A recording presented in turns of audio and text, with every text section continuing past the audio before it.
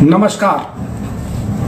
आपका अपना प्यारा दोस्त डॉक्टर एल श्रीवास्तव अपनी बातों को लेकर के आपके बीच हाजिर है। लगातार बहुत बेताबी है इलेक्ट्रोहोम्योपैथी के प्रपोजल कमेटी के सदस्यों को उससे सवाल किए जाते थे। एक तरीके से वो सवाल इस तरह किए जाते थे कि मुझे बायोकेमिस्ट्री आती है कि नहीं आती है, मुझे एंजाइम्स की गहराई आती कि नहीं आती है, और बार बार ये सवाल कर देना कि ठीक है मान लिया मैंने एंजाइम्स होते हैं, एंजाइम्स को कोई नकार नहीं सकता है। और एक सज्जन बोले मैंने पीएचडी किया है, मैंने पीएचडी किया है 3 बार बोले। एक सज्जन बोले मैं एमबीबीएस के लोगों को स्टूडेंट्स को पढ़ाता हूँ, मुझे फार्मेसी और मेट्रिया और फिजियोलॉजी सब आती है। तो भाई जब आप लोग एमबीबीएस को पढ़ाते हैं, आप पीएचडी होल्डर हैं, आप बॉटनिस्ट हैं, आपने अपनी थीसिस लिखा है, तो फिर अनिल श्रीवास्तव से कुछ सोचने समझने की जरूरत क्या है। मैंने तो अपनी बात आईडीसी के समक्ष रख दी है। आईडीसी मेरी बात को फॉलो करता है या नहीं करता है, नहीं करता है तो उसके आगे के विकल्प अनिल श्रीवास्तव और उनके साथ के अन्य लोग तलाशेंगे। सुन लेता है तो फिर मैं अपनी बात को कुछ कहने के लिए रखूंगा। अब सवाल यह है जो मुझे समझ में आया कि ये लोग मुझको प्रेरित करके, मुझको उत्तेजित करके, मुझसे लिखा लिखाया, मुझसे पका पकाया कुछ मटेरियल चाहते हैं जिसको ये आपस में डिस्कस करके अपना बना करके आईडीसी के समक्ष प्रस्तुत कर दें। जो मेरी समझ में आ रहा है, यथार्थ क्या हो मैं इसकी बहुत ज़्यादा व्याख्या नहीं करता, लेकिन मुझे लगता है कि जैसे ये बार बार अभी तक लगातार 3 साल से लिख रहे थे जिसके पास जो रिकॉर्ड हो क्लिनिकल डाटा दे दें, जिसके पास जो रिकॉर्ड हो क्लिनिकल डाटा दे दें। इनको क्लिनिकल डाटा नहीं मिल रहा है, नहीं मिल रहा है, ना मिलेगा। जो लोग दे रहे हैं उनके क्लिनिकल डाटा पर ये अपनी मोहर ठोंक देते हैं, अपने एसोसिएशन की, अपने प्रपोलिस्ट बैनर की, अपने प्रपोलिस्ट एसोसिएशन की, और उसको अपना बना करके प्रस्तुत करते हैं। जिसने क्लिनिकल डाटा दिया उसके नामो निशान को तो ये शो नहीं करते हैं। मैंने जो अपना डाटा दिया, हमारे तमाम साथियों ने मुझको एफिडेविट के साथ अपने क्लिनिकल डाटा प्रस्तुत किए। मैंने ज्यों का त्यों उनके मोबाइल नंबर, पेशेंट्स की बातचीत, पेशेंट के द्वारा दी गई दवाएं, पेशेंट को जो दवाएं दी गई उनके बारे में क्या टाइम पीरियड रहा, वो सब मैंने लिख करके ज्यों का त्यों वैसी फोटोकॉपी करा करके ओरिजिनल अपने पास रख लिया और फोटोकॉपी मैंने स्वास्थ्य मंत्रालय को भेज दिया। इनको मैं एंजाइम्स थ्योरी बता करके, बताना इनको नहीं है, ये बड़े विद्वान हैं, इतने विद्वान हैं कि ये कुछ सुनना ही नहीं चाहते। ये इतने विद्वान हैं कि एंजाइम्स थ्योरी इनको आती है, लेकिन ये इतने विद्वान नहीं हैं कि ये बता सके कि 38 दवाएं क्यों हैं, ये बता सके कि ये दवाएं तेज काम क्यों करती हैं। ये इनको नहीं पता है कि ईसीएफ क्या होता है, टिश्यू फ्लूइड क्या होता है, ब्लड और लिम्फ में अंतर क्या होता है। ये विद्वान तो बहुत हैं, इनको इलेक्ट्रोहोम्योपैथी की दवाओं की गतिशीलता नहीं पता। भाई इन्होंने जैव ऊर्जा, ये कह रहे हैं कि जैव ऊर्जा नहीं है, मान लिया। ये कह रहे हैं वाइटल फोर्स नहीं है, मान लिया। ये कह रहे हैं आर्ट फोर्स नहीं, मान लिया। ये कह रहे हैं कि दवाएं जो है फर्मेंटेशन से नहीं बनाई जाती हैं, मान लिया। इनकी हर बात हम मान लेते हैं। तो फिर मुझको ये बता दें कि मेरी बात ये नहीं, मैं इनकी हर बात मानने को तैयार हूँ। ये मेरी एंजाइम्स थ्योरी की बात को नहीं मानते हैं। तो आज मैं इस सोशल मीडिया के माध्यम से, हालांकि मेरे इस क्लास का इन लोगों ने बड़ा विरोध किया कि आप सोशल मीडिया पे हर बात क्यों कह देते हैं। भाई मैं क्यों नहीं कहूँगा, मेरा तो यही प्लेटफॉर्म है ना, आपसे बातचीत करने का और इन लोगों से बातचीत करने का। इलेक्ट्रोहोम्योपैथी आज उस मुकाम पर पहुंच चुकी है जहां पर एक गले की हड्डी बन गई है। हम करेंगे तो भी दोषी और नहीं करेंगे तो भी दोषी।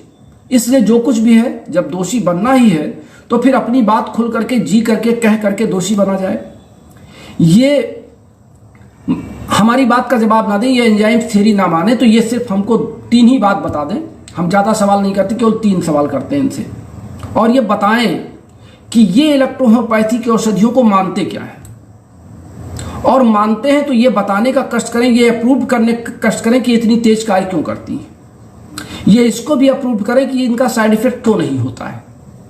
ये इसको भी अप्रूव करें कि इन दवाओं का आपस में रिएक्शन क्यों नहीं होता, या एक पौधे में, एक मेडिसिन में 10-10, 20-20 पौधे मिलाने की जरूरत क्यों पड़ी।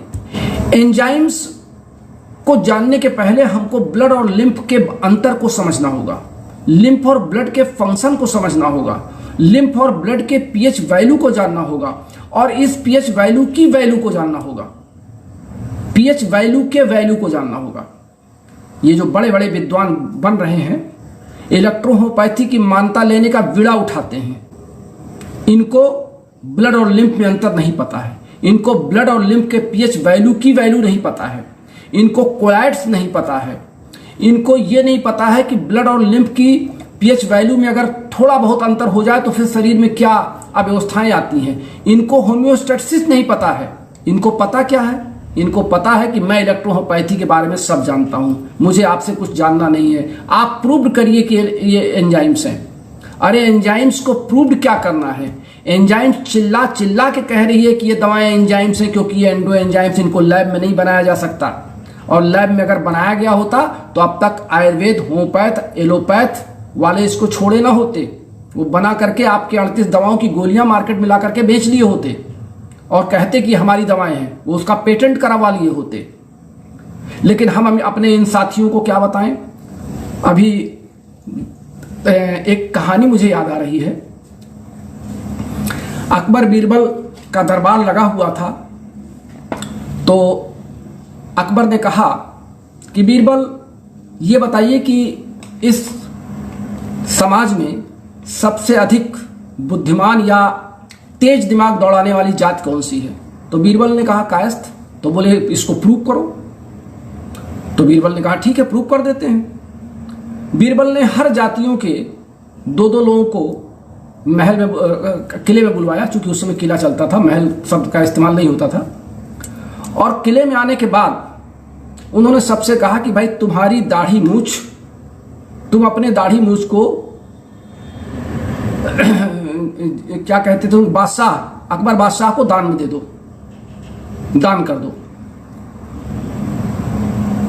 और ये दाढ़ी मूछ अकबर बादशाह की हो जाएगी, तुम अपने दाढ़ी मूछ दे दो।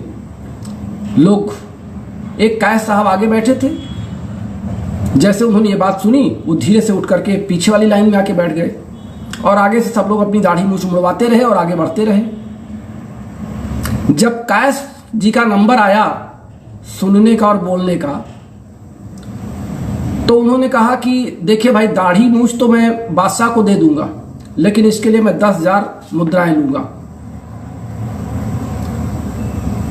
तो बीरबल, अकबर ने कहा ठीक है, इनको 10,000 मुद्राएं दे दो और दाढ़ी मूछ इनकी ले लो। 10,000 मुद्राएं उनको दे दी गई। और जैसे ही नाई ने अपना छुरा चलाने की कोशिश की तो कायस जी ने नाई को कस के डांटा और पकड़ लिया उसका छुरा। बोले नालायक, ये दाढ़ी मूछ बादशाह की अमानत है और बादशाह के लिए सर कटाया जा सकता, लेकिन दाढ़ी मूछ नहीं कटाया जा सकता, इसका ध्यान रखो। और उसने कहा बादशाह जी, अगर आपकी ये दाढ़ी मूछ है, आप कहें तो मैं इसको कटवा दूं, अगर आपको अपनी इज्जत गिराना हो तो। भी अकबर निरुत्तर हो गए। उन्होंने कहा वाह भाई, ये बीरबल मान गए कि आपके कायस्थ का दिमाग तो बहुत तेज चलता है। तो उनका साहब, आपने सुन लिया कि समाज में अपनी बुद्धि का लोहा कौन मनवाता है। ठीक उसी तरीके से ये सब मुझको बेवकूफ समझते हैं। ये मुझसे बोलवा करके अपनी थियरी को, अपने लिटरेचर को आगे बढ़ाना चाहते हैं। ये नहीं कहते डॉक्टर ने आप लिख करके दीजिए और आइए मेरे साथ कमेटी में चलिए और मैं आपके साथ वहां बैठूंगा और डिस्कस आप करें, हम लोग सुनेंगे और वहां आईडीसी कमेटी से आप समझाएं। ये कहते हैं पहले हमको समझा दीजिए। अजीब बात है, जो खुद इलेक्ट्रोहोम्योपैथी की ABCD को सही बता नहीं पा रहे हैं, उनको हम एंजाइम थ्योरी कैसे बता दें। और ये लोग जो कहते हैं कि मैं MBBS क्लास को पढ़ाता हूं, मैं PhD करके आया हूं, मैं फला लोगों को जानता हूं, मैं होम्योपैथी के बारे में जानता हूं, मैं आयुर्वेद के बारे में जानता हूं। अरे भाई, जब आप सब पैथी के बारे में जानते हैं तो इलेक्ट्रोहोम्योपैथी में क्या करने आए हैं? पहले तो सवाल जवाब यहीं से शुरू होना चाहिए। जो लोग बड़े बड़े नर्सिंग होमों का, एलोपैथिक नर्सिंग होमों का उद्घाटन करने घूमते हैं और वहां की दवाइयां और सीसी और पेटेंट की दवाएं दिखाते हैं, वो लोग इलेक्ट्रोहोम्योपैथी में अपना बिजनेस, अपना टाइम क्यों बर्बाद कर रहे हैं? इलेक्ट्रोहोम्योपैथी में तो हम लोग जैसे दुर्भाग्यशाली लोग हैं जो अपना समय भी बर्बाद कर रहे हैं, अपना नेट भी बर्बाद कर रहे हैं, अपने परिवार से अलग भी हो रहे हैं और इसके बावजूद देश को जगा भी रहे हैं। इलेक्ट्रोहोम्योपैथी में काम करने का एक जुनून है ना। मुझे जैसे किसी शराबी को शराब पीने का नशा होता है, किसी सिगरेट पीने वाले को सिगरेट का नशा होता है, वैसे ही डॉक्टर श्रीवास्तव को इलेक्ट्रोहोम्योपैथी में जानने, समझने, कुछ कर गुजरने का नशा है और मैं वही कर रहा हूं। मुझे नशा जब चढ़ गया, एक बार आदत लग गई 17 अप्रैल 2020 को, तब से मुझे ये नशा इतना चढ़ा कि मैं आपके बीच उपस्थित हो जाता हूं और आप सब को भी नशा चढ़ा हुआ है। आप सब भी इलेक्ट्रोहोम्योपैथी को जानना समझना चाहते हैं। तो जब तक ये ब्लड और लिम्फ के पीएच वैल्यू की वैल्यू को नहीं समझेंगे, जब तक ये लिम्फ और ब्लड के संबंध को ईसीएफ और टिश्यू फ्लूइड के संबंध से नहीं समझेंगे, तब तक ये एंजाइम्स क्या समझेंगे। जब तक ये एंजाइम्स की प्रकृति को नहीं जानेंगे और उस प्रकृति से लेकर के ब्लड और लिम्फ की प्रकृति को ये मैच नहीं कराएंगे, तब तक ये क्या जानेंगे। और इनको हम क्या बताएं जब ये जानना ही नहीं चाहते हैं। अब एसिडोसाइस या एसिडोसिस या एल्केमाइन या एल्काइनी, इनके बारे में भी जानना होगा। अगर पीएच मान ब्लड और लिम्फ का घट जाए, बढ़ जाए तो क्या होगा, क्यों हम बीमार पड़ेंगे, क्यों हमारा होम्योस्टैटिस बिगड़ जाएगा। ईसीएफ में और टिश्यू फ्लूइड में इलेक्ट्रॉन के चलने की गति क्या होती है, कैसे सोडियम आयन पोटेशियम आयन को इंटरचेंज करता है, कैसे अपने टारगेट सेल तक इलेक्ट्रॉन पहुंच करके फिर वापस आकर के सोडियम के द्वारा फिर पोटेशियम में आकर के वापस चला जाता है। ये सारी बातें इनको कैसे समझाया जाए, कैसे बताया जाए। और इनको ये कहते हैं हमको बताइए, ये भी समझ नहीं आता कि इनको क्या बताया जाए। ये जितने लोग हैं, ये अगर दूसरी पैथियों में इनका बहुत अधिक पकड़ है तो भैया मेरा निवेदन है आप अपनी पैथी में काम करो ना। आप काहे को इलेक्ट्रोहोमैथी में अपना समय बर्बाद कर रहे हो। इलेक्ट्रोहोमैथी में आप लोग क्या कर रहे हो। इलेक्ट्रोहोमैथी हम लोग कंधे छोड़ दिए, 5 साल 10 साल 20 साल और आगे हम लड़ाई लड़ लेंगे। हमको जब मान्यता मिलेगी तब मिलेगी। हमको केंद्र सरकार ने और सुप्रीम कोर्ट ने प्रैक्टिस का राइट दे रखा है। हमको प्रैक्टिस का राइट है, एजुकेशन का राइट है, रिसर्च का राइट है। हम वो कर रहे हैं। जब हमारे नंबर ऑफ प्रैक्टिशनर्स देश में बढ़ जाएंगे, रिसर्च की गूंज हो जाएगी, पेशेंट हमारे ठीक होंगे, पेशेंट गांव गांव घर घर चिल्लाएंगे कि इलेक्ट्रोहोमैथी जिंदाबाद, हम इलेक्ट्रोहोमैथी से ठीक हुए हैं, हमको फला डॉक्टर ने दवा दे करके ठीक किया, हम तमाम डॉक्टरों के यहाँ घूम आए थे। तो इलेक्ट्रोहोमैथी को मान्यता सरकार घर हम लोगों को बुला करके देगी, लो अपनी मान्यता ले जाओ, अपना राज करो। ये जो चिल्ला रहे हैं इसको क्या कहते हैं, लेओ दही। हमारे यहाँ उत्तर प्रदेश में एक देहाती कहावत है कि लेओ दही, चिल्लाओ दही लेओ। अरे जिसको दही लेना होगा दही की दुकान खोज लेगा। अगर सरकार को मान्यता देनी होगी तो वो हमको खोज लेगी। हमारी बात तो ऐसा नहीं कि सरकार हमको जान नहीं रही है, इलेक्ट्रोहोमैथी नहीं जान रही है, उसके पास इसकी गूंज नहीं है। अरे मैं डेली प्रोग्राम ले रहा हूँ तो ये सोशल मीडिया पे क्या सूचना विभाग इसकी सूचना स्वास्थ्य मंत्रालय को या भारत सरकार को या सूचना प्रसारण मंत्रालय को नहीं दे रहा होगा। वो भी सुनता है कि मैं क्या बोल रहा हूँ और इसमें क्या थीम निकल के आ रहा है, किस विभाग के बारे में बोला जा रहा है, क्या बोला जा रहा है। ये तो बड़ी नादानी की सी बात है। मैं भारत सरकार को क्यों भेज रहा हूं या मैंने क्यों भेज दिया, इस पर भी उनको बड़ी उलझन है। कहीं ऐसा ना हो इनकी थियरी को एक्सेप्ट कर ले तो हम लोगों की सारी अब तक की मेहनत बेकार हो जाए। भाई मैं किसी की मेहनत को बर्बाद करने के लिए नहीं बैठा हूं। मैं इलेक्ट्रोहोमैथी की मान्यता के लिए लगा रहूंगा अपने स्तर से, अपने स्टाइल से। आप जो कर रहे हैं आप करिए। अगर आप पहले मान्यता ले आएंगे तो फिर मेरी जरूरत ही नहीं है। मैं तो फिर मैं इलेक्ट्रोहोमैथी जिंदाबाद में कर दूंगा, मैं प्रपोज लिस्ट कमेटी जिंदाबाद कर दूंगा, मैं भी सब लोग जिंदाबाद करेंगे मैं भी कर दूंगा। लेकिन मैं ये देख रहा हूं कि अगर जैसे नदी है 75 तैराक तैर रहे हैं, मैं भी तैर रहा हूं। आप आगे निकल जाओगे आपको मेडल मिल जाएगा, मैं आगे निकल जाऊंगा आपको हरा करके तो मुझे मेडल मिल जाएगा। एक सज्जन कहते हैं अरे अगर इलेक्ट्रोहोमैथी की एंजाइम थ्योरी को मान लिया गया तो मैं आपको नोबेल प्राइज दिलवा दूंगा। अब सोचिए कितनी डींग ये लोग हाँकते हैं। इनकी अपनी क्षमता नहीं है इलेक्ट्रोहोमैथी को समझने की और इनका सोर्स यह है कि मुझको नोबेल प्राइज दिलवाएंगे। बातें सुनिए इन लोगों की। तो चलिए, क्योंकि आप सब ने पेज पर लिखा, मेरे पोस्ट पर लिखा था कि सर इसकी चर्चा जरूर कर लीजिएगा, तो मैंने चर्चा कर लिया। जब मैंने देखा कि ये लोग मेरी बातों को समझने के बजाय मेरा इंटरव्यू तरीके से ले रहे हैं जैसे कोई पत्रकार इंटरव्यू लेता है, तो मैंने कहा कि धन्यवाद, अब आप लोग अपना काम करिए, मैं अपना काम करूंगा। आपको आपकी कारगुजारी मुबारक हो और मुझे मेरी कारगुजारी मुबारक हो। ये तो मैदान जंग है। लेकिन चलिए, सबके अपने अपने दिमाग हैं, अपने अपने विचार हैं। इलेक्ट्रोहोमैथी जिंदा थी, जिंदा है और जिंदा रहेगी। इलेक्ट्रोहोमैथी वैज्ञानिक प्रणाली थी, वैज्ञानिक प्रणाली है और आगे भी रहेगी। इसमें शोध करने की आवश्यकता पहले भी थी, आज भी है और आगे भी रहेगी। और मैं पहले भी इलेक्ट्रोहोमैथ था, आज भी इलेक्ट्रोहोमैथ हूं और आगे भी इलेक्ट्रोहोमैथ रहूंगा जब तक मेरी सांस है। मैं आपके लिए कार्य कर रहा था, कार्य कर रहा हूं और आगे भी कार्य करूंगा। लोग मुझे क्या समझते हैं, क्या नहीं समझते हैं, वो उनका विषय है। मेरा विषय इतना है कि मैं आपके लिए जी रहा हूं इलेक्ट्रोहोमैथी में, तो मैं आपको जगाता रहूंगा। अब इस सीएनएस पे भी इनका सरदर्द होने लगता है। हालांकि सीएनएस हमारा सरदर्द दूर करता है, लेकिन हमारे प्रपोजलिस्ट का या हमारे तमाम इलेक्ट्रोहोमैथिक साथियों का सीएनएस का नाम सुनते सरदर्द बढ़ जाता है। सीएनएस में हमने 6 दवाओं को एक साथ मिलाया है। वैसे तो टोटल इसमें 8 दवाइयां सम्मिलित हो जाती हैं। ये 8 और दवाएं या 8 प्रकार के एंजाइम्स हमारे विभिन्न सिस्टम को कंप्लीट रिकवर करते हैं। कवर नहीं करते, रिकवर करते हैं।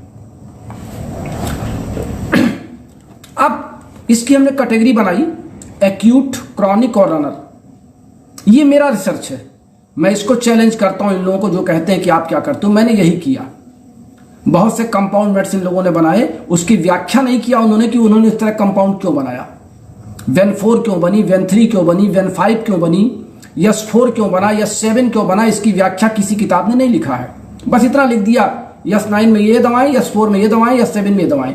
लेकिन अनिल श्रीवास्तव ने अगर लिखा है तो उसकी व्याख्या के पहले हमने ऑर्गन वाइज डिस्क्रिप्शन भी दे रखा है कि ये दवाएं इस अंग पर कार्य करती हैं। अगर हमने किसी कंपाउंड मेडिसिन में 4 दवाएं लिख दी तो वो चारों सिस्टम उस संबंधित व्यक्ति की शिकायत से जरूर जुड़े होंगे।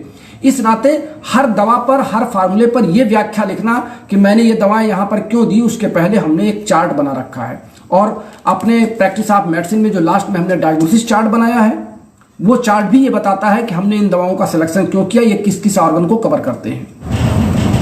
अभी शायद नोएडा या गाजियाबाद के एक पेशेंट हैं, उनकी मेमोरी पिछले 15 सालों से बहुत कम हो गई थी और वो सब कुछ भूल जा रही थी। मेरे पास फोन कॉल आया। मैं अपनी आदत के मुताबिक आज भी मेरे पास नोएडा और गाजियाबाद के 3 पेशेंट ने कॉल किया और मैंने अपने निकटतम चिकित्सकों को उनको रेफर कर दिया। जैसा कि आप सब जानते हैं कि मैं अपने पहला काम में यही करता हूं कि रोगी जिस शहर का है उस शहर के अच्छे डॉक्टर को जो मेरी लिस्ट में है मैं उनको तलाशता हूं और रेफर कर देता हूं। मैंने वहां पे उनको रेफर किया। वहां के डॉक्टर ने मुझसे संपर्क किया। मैंने उनको दवा बताया, डोज बताया और कहा इस हिसाब से इनकी दवा शुरू कीजिए। आज 17 दिन हुआ है उस पेशेंट की दवा चलते और वो पेशेंट कह रही है कि मुझे जो नींद 15 साल में नहीं आई थी वो नींद मुझे अब आने लगी है।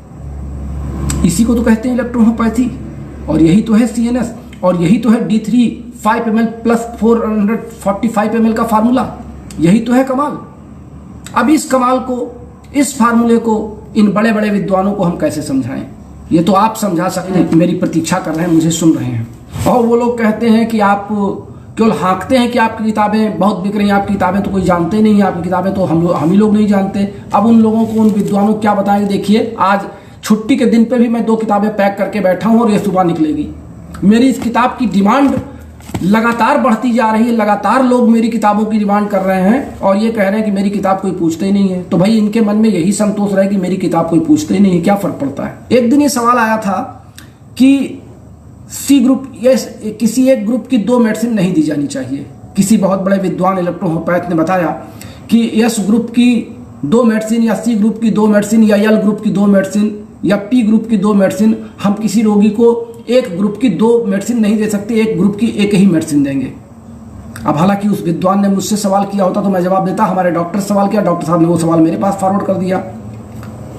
जब इलेक्ट्रोहोम्योपैथी की 38 दवाएं ऑर्गन और सिस्टम वाइज हैं तो हमें अगर जरूरत पड़ेगी तो हम S1 भी देंगे उस रोगी को S5 भी देंगे, उस रोगी को S10 भी देंगे, उस रोगी को S12 भी देंगे, हम उसको C5 भी देंगे, C6 भी देंगे, C7 भी देंगे। जैसी जरूरत होगी वैसा देंगे। ये कहाँ लिखा गया है कि हम सी ग्रुप में केवल एक मेडिसिन चयन करेंगे, दूसरी मेडिसिन सी ग्रुप की नहीं देंगे? क्यों नहीं देंगे भाई? हो सकता है हमको जरूरत पड़ रही हो। अगर हमने L3 दे रखा है और L2 भी हमको हो सकता देना पड़ जाए। हो सकता है रोगी का डाइजेशन भी खराब हो और एक्सक्रीशन भी खराब हो, तो हम दोनों का चयन क्यों नहीं करेंगे? हमारी आंख में तकलीफ हो रही है, आंखों में दर्द भी हो रहा है और आंखों में जलन भी हो रही है और आंखों की रोशनी भी कमजोर लग रही है, तो हम S12 के साथ S5 और S1 क्यों नहीं देंगे? ये कौन सा फार्मूला है कि हम एक ग्रुप की अधिक मेडिसिन नहीं देंगे? ये सब चीजें वही लोग कहते हैं जो किसी रोगी की नब्ज नहीं पकड़े हैं। हमारे आधे तो विद्वान ऐसे हैं जो नाड़ी देखना, शायद पल्स रेट देखना ना जानते हो, बीपी लेना ना जानते हो, लेकिन गले में स्टेथोस्कोप टांग करके फोटो खिंचा करके बैठ जाते हैं। ईमानदारी से कह रहा हूं कि नब्ज देखना पल्स रेट लेना 50% लोगों को सही नहीं आता है। मुझे खुद नहीं आता था, मुझे इसको कहने में कोई शर्म नहीं है। जब मैं रमाशंकर जी के कांटेक्ट में गया तो उन्होंने कहा जरा पल्स रेट बताओ। मैंने हाथ रखा और घड़ी से गिनना शुरू कर दिया, गिन करके बताया। हमने कहा सर इतना है।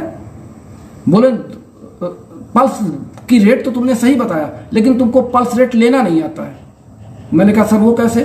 फिर उन्होंने बताया कि रोगी का दाहिना हाथ तो डॉक्टर का बायां हाथ होना चाहिए। या आप लोग भी सुन लें ध्यान से, रोगी का बायां हाथ तो डॉक्टर का दाहिना हाथ, रोगी का बायां हाथ तो रोगी का दाहिना हाथ, और अगर उसका दाहिना हाथ तो डॉक्टर का बायां हाथ हो जाएगा।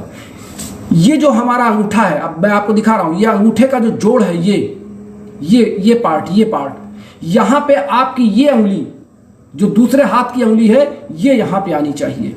क्यों? हमारी ये जो अंगुली है इसकी सेंसिटिविटी बहुत कम होती है, क्योंकि ये हमारे वर्क में ज्यादा आती है। ये बार बार ये इतनी घिस जाती है, इतनी मोटी हो जाती है कि इस पे अगर हमको पिन चुभ होया जाए तो अगर ये सबसे ज्यादा पहले हमको इसमें पता चलेगा, उससे थोड़ा सा कम समय में इसमें पता चलेगा, उससे ज्यादा समय में इसमें, और सबसे ज्यादा समय में इसमें लगेगा। जब हम पल्स रेट पर हाथ यूं रखते हैं और हमारी ये अंगुली यहां आके आती है, तो रोगी का पल्स रेट कितना धीमा हो हमारी अंगुली कैच कर लेती है। लेकिन अगर हम इस अंगुली से करेंगे या इस अंगुली से करेंगे तो हमको पल्स रेट नहीं मिलेगी। अगर रोगी का पल्स रेट बहुत डाउन है, तेज वाले को तो किसी भी अंगुली से आप पकड़ लें, आप अंगूठा रखेंगे तो ही पता चल जाएगा। लेकिन अगर रोगी बहुत गंभीर अवस्था में है और रोगी के पल्स रेट को आपको कैच करना है, अपने हाथ के सहारे पल्स रेट देखना है कि आप ऐसे रख करके आप देख रहे हैं, तो ये अंगुली आपकी इस अंगूठे के जोड़ पर आएगी तो आपको पल्स रेट सही मिलेगा। और फिर उसके बाद आप दोनों तीनों अंगुली रख लीजिए, फिर एक एक अंगुली आप उठा के देखिए पल्स रेट अप डाउन कितना हो रहा है, किस अंगुली पर आपको ज्यादा महसूस हो रहा है। दाहिने हाथ का पल्स रेट बाएं हाथ के पल्स रेट अगर मैच कर रहे हैं तो रोगी को सांस की बीमारी शायद नहीं होगी, क्योंकि उसका ब्लड सर्कुलेशन, ब्लड और लिम्फ का सर्कुलेशन प्रॉपर चल रहा है। हम यहाँ पे नाड़ी विज्ञान आपको नहीं पढ़ा रहे हैं, हम ये बता रहे हैं कि उस पल्स रेट से आप क्या संभावनाएं निकालते हैं। ये मैनेजमेंट है। मैनेजमेंट किसी पैथी की बपौती नहीं है। स्टेथोस्कोप लगा करके हमको अपने लंग्स की पोजीशन जानने के लिए मैनेजमेंट है। हम थर्मामीटर लेकर के अगर बुखार का टेम्परेचर नापते हैं तो वो मैनेजमेंट है। ये किसी पैथी में नहीं कि एलोपैथी वाले ही करेंगे, आयुर्वेद वाले ही करेंगे, होम्योपैथ वाले करेंगे, इलेक्ट्रोहोम्योपैथ वाले नहीं करेंगे।